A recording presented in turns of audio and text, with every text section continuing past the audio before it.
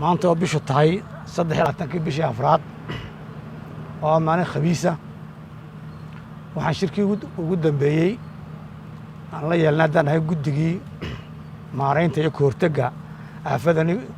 xanuunkan coronavirus dhammaan ganacsatadii intii badnayd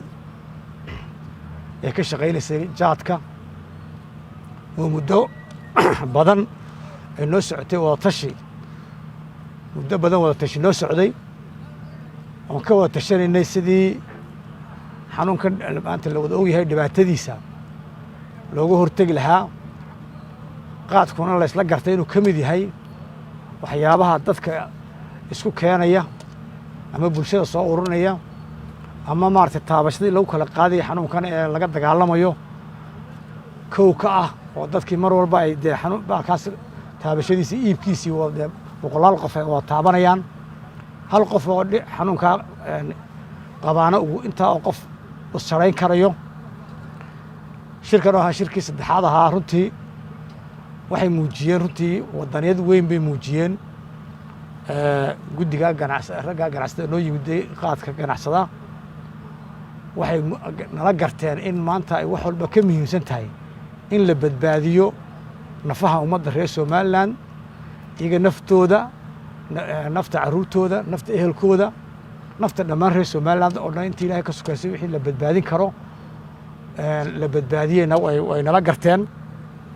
waxaan isla garanay markaa in sidii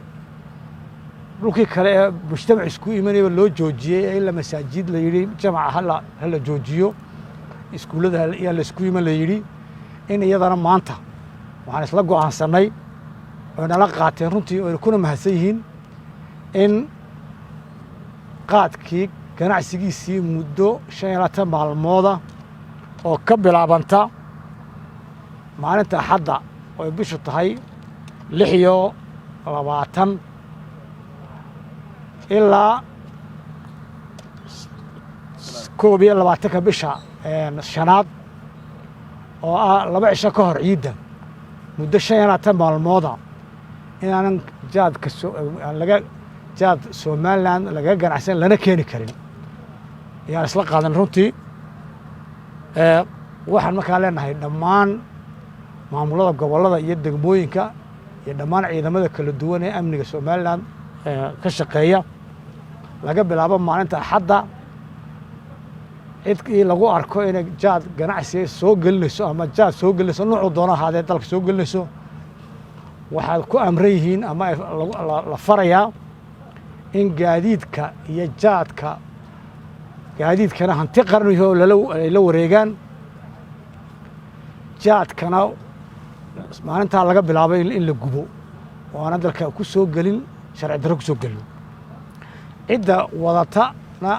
sharciga la horgeyn doonaa arrintaa waxaan ku adkaynaa dhammaan hay-adaha amniga iyo maamulada gobollada iyo degmooyinka in amarkaasi laga bilaabo axadda ay fuliyaan iyaga oo aan ka digayno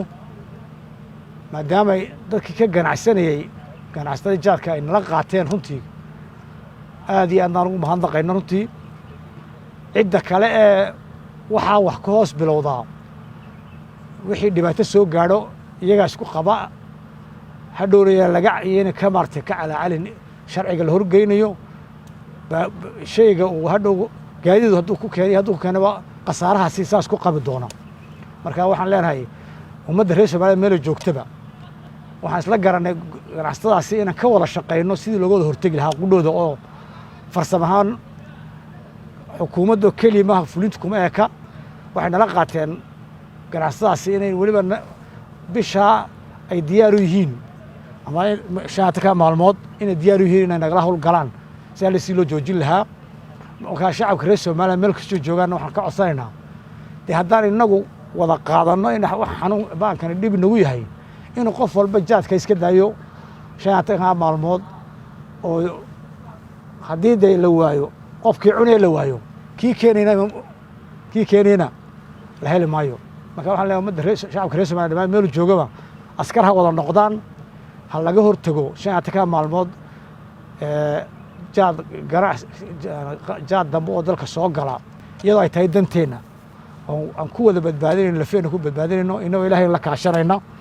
bishaas oona barakaysanna ilaahay ka baryano in hawshaa aan ku heshiinay amaradaasi noo fulaan si nabad ay noogu dhammaato aad iyo aad baan maaragtay idin hambalyaynaa. Asalaamu calaykum waraxmatullahi wabarakaatu.